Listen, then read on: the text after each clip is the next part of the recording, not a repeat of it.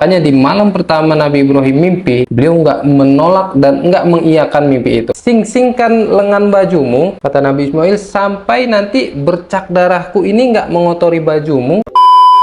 Halo semuanya guys, selamat datang kembali channel Tengku Armah. Gua mau masih ngelanjutin kisah tentang Nabi Ismail bersama Nabi Ibrahim. Karena terakhir kita tentang Nabi Ibrahim setelah meninggalkan anak istrinya di lembah. Dengan hati hancur, Nabi Ibrahim meninggalkan anak dan istrinya di lembah yang nggak ada apa-apa, bos. Dan lo bayangin, ini anak yang sangat dinanti-nantikan oleh Nabi Ibrahim. Anak yang puluhan tahun didoa-doakan oleh Nabi Ibrahim. Tapi setelah lahir, Allah kasih ujian Nabi Ibrahim. Nabi Ismail ini memang anak kesayangan Nabi Ibrahim. Tapi Nabi Ismail juga lah anak yang menjadi sumber ujian bagi Nabi Ibrahim. Dan lo penasaran apa aja kira-kira ujian Nabi Ibrahim sama Nabi Ismail? Yuk, kita langsung saja masuk ke ceritanya. So, hayya nabda'ul kisah.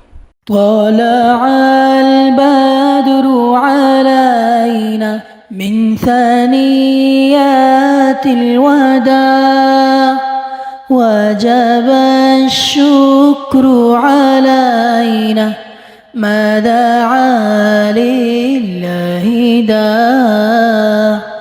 Tinggallah Nabi Ismail di suatu lembah yang nantinya akan menjadi tempat yang paling dicintai oleh Allah Subhanahu wa Ta'ala di muka bumi ini. Tumbuh besar bersama kabilah Jurhum, berbaur, berbahasa, dan bahkan sampai Nabi Ismail pun menikahi wanita Jurhum. Hingga usia dewasa, Nabi Ismail belum pernah berjumpa dengan ayahnya, Nabi Ibrahim. Bahkan sebagian ulama berpendapat, usia bertemunya Nabi Ibrahim dan Ismail itu di usia diutusnya seorang Nabi. Berarti sekitar 30 sampai 40 tahun. Bertemulah kedua nabi ini. Kedua orang, ayah dan anak ini, setelah sekian lama nggak bertemu, mereka dipertemukan oleh Allah Subhanahu wa Ta'ala. Datanglah Nabi Ibrahim dari Palestina ke Mekah menjumpai anaknya Nabi Ismail. Setelah 2 atau 3 hari jumpa dengan Nabi Ismail, Nabi Ibrahim pun mimpi diperintahkan untuk menyembelih anaknya. Namun Nabi Ibrahim nggak mengiyakan dan nggak menolak mimpi tersebut, karena sebagian di alamnya para nabi, mimpi itu juga bisa jadi berupa wahyu atau perintah. Makanya di malam pertama Nabi Ibrahim mimpi, beliau nggak menolak dan nggak mengiyakan mimpi itu. Dan Nabi Ibrahim berdoa agar diberi petunjuk, jangan dibuat ragu gitu. Di akhirnya malam kedua, Nabi Ibrahim mimpi lagi, mimpi yang sama. Dia mimpi untuk menyembelih anaknya Ismail. Sampai malam ketiga Nabi Ibrahim mimpi lagi, besoknya beliau yakin. Nabi Ibrahim yakin kalau ini adalah perintah Allah Subhanahu wa Ta'ala. Langsung Nabi Ibrahim datang, samperin Nabi Ismail, duduk berdua depan sama anaknya, dan tanya, "Wahai Ismail, aku bermimpi seperti ini, gimana pendapatmu?" Nah, ini kita lihat bagaimana pendapat Nabi Ismail yang Masya Allah luar biasa. Nggak mungkin pendapat ini dilontarkan oleh anak kecil yang belum balik. Oke, gua akan bacakan kisahnya. Obrolan kedua orang ini berdasarkan yang tertera di dalam Al-Quran.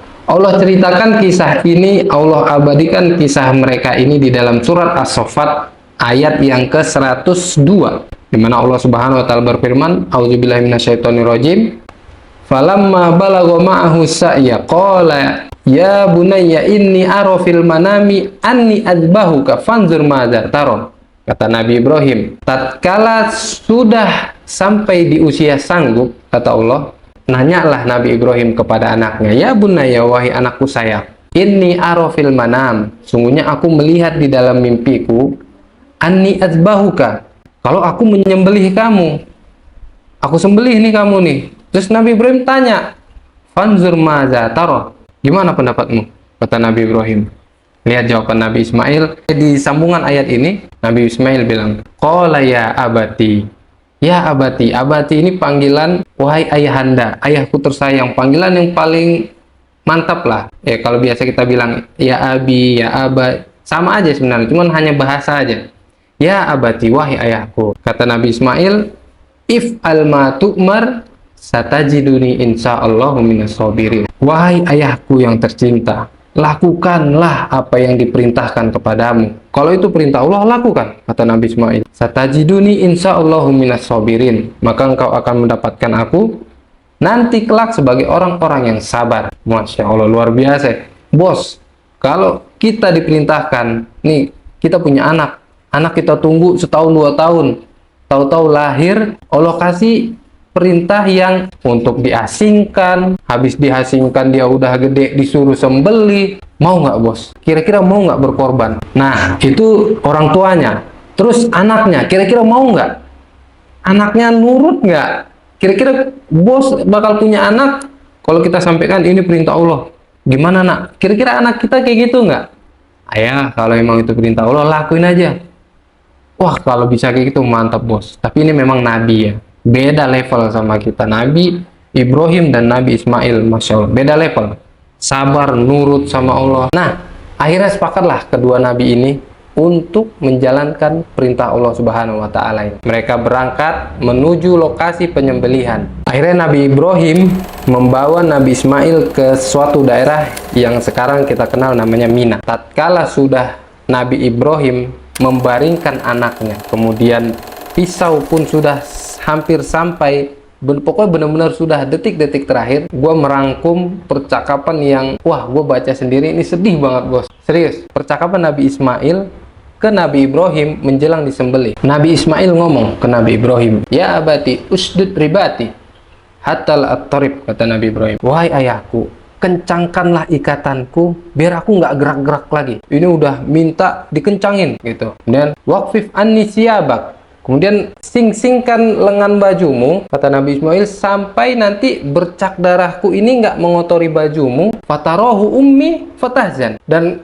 tatkala kamu pulang, berkas darahku nanti ini terlihat oleh ibuku dan beliau pasti akan sedih, kata Nabi Ismail. Wa asri murrasikin, kata Nabi Ismail lagi, dan percepatlah pergerakan pisau ini tadi di leherku agar aku tidak merasakan sakitnya digorok tadi, sakitnya mati karena disembelih, kata Nabi Ismail. Fa idza ataita ummi faqra 'alaiha salam minni, kata Nabi Ismail, dan kalau setelah kamu sembelih aku dan kamu jumpa ibuku, maka sampaikanlah salamku kepada beliau. Gue baca ini selalu bos, mata gue merah gitu.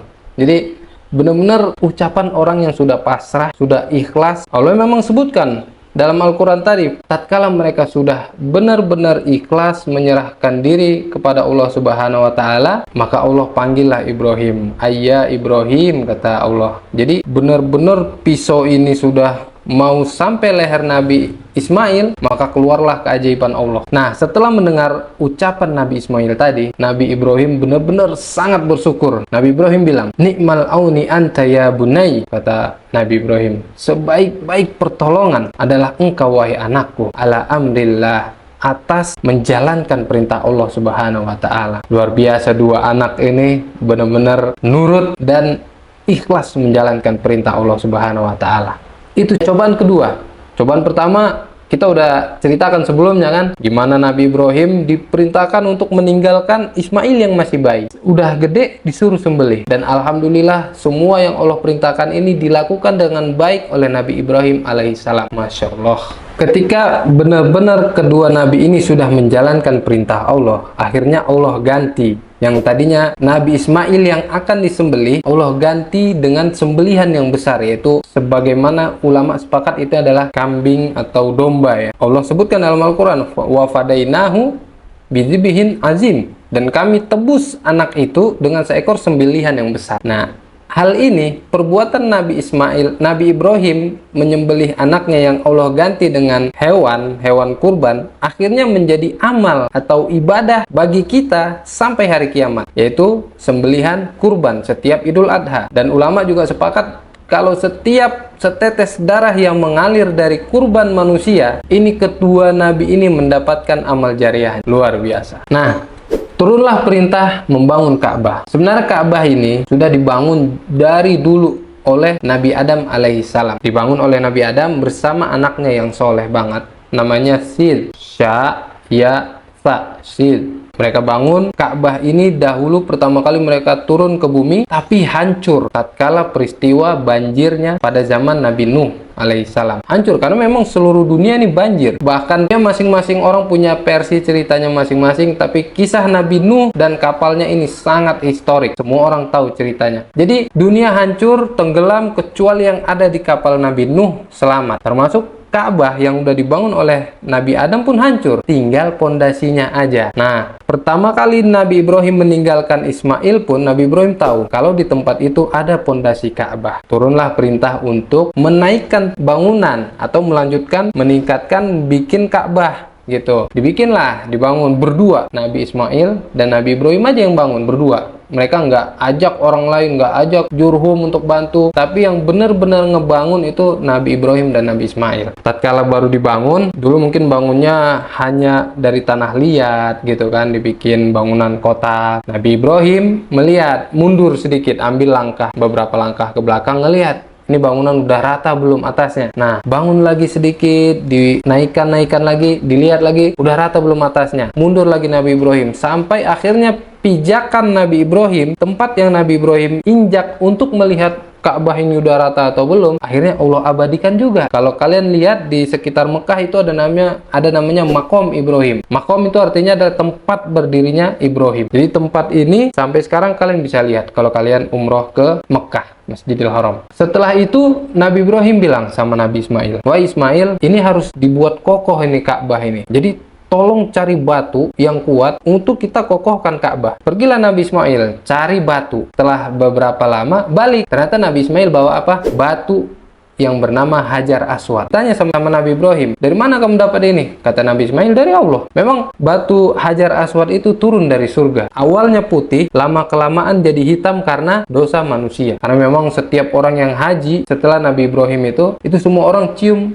Hajar Aswad. Kalau kita lihat sekarang Hajar Aswad warnanya hitam ya. Awalnya itu masih putih dulu. Kemudian ditaruhlah sama Nabi Ibrahim di Ka'bah. Jadilah Hajar Aswad dari dalam Ka'bah. Kemudian setelah jadi Ka'bah, diperintahkan untuk umroh, untuk tawaf.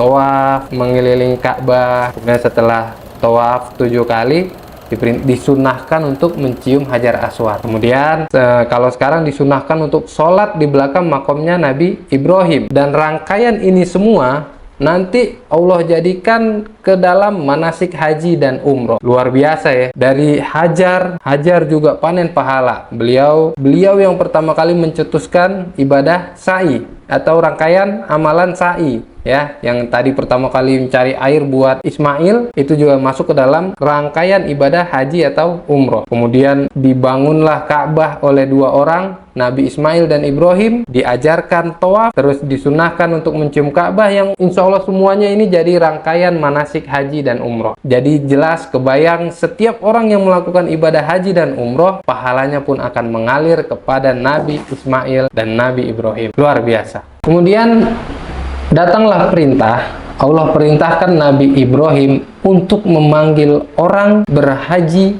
ke Mekah. Jadi Nabi Ibrahim diperintahkan serukan manusia untuk datang berhaji ke Mekah. Saat Jibril sampaikan hal ini kepada Ibrahim, Nabi Ibrahim tanya lagi sama Jibril, "Wa ma yablughu sauti?" Sampai mana memang suaraku wahai Jibril? Terus apa kata Jibril? "Wa ma 'alaika illal balag." Tugasmu hanya menyampaikan. Sampaikan aja, lakukan.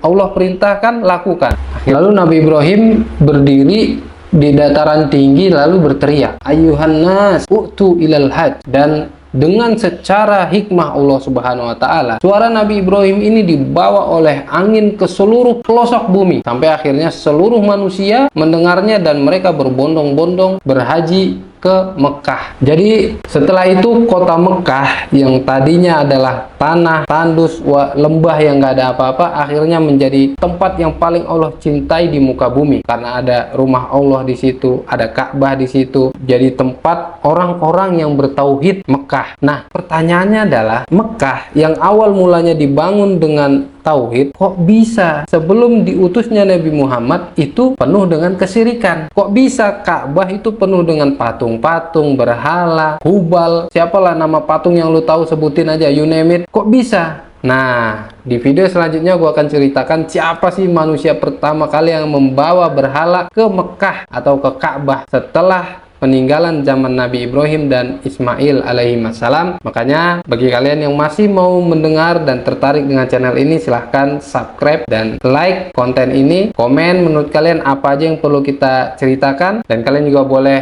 bersilaturahmi, kita bisa berteman. Follow Instagram gua, dan terima kasih kalian sudah menonton sampai akhir. See you next video. طلع البدر علينا من ثنيات الوداع وجب الشكر علينا ما دعا لله داع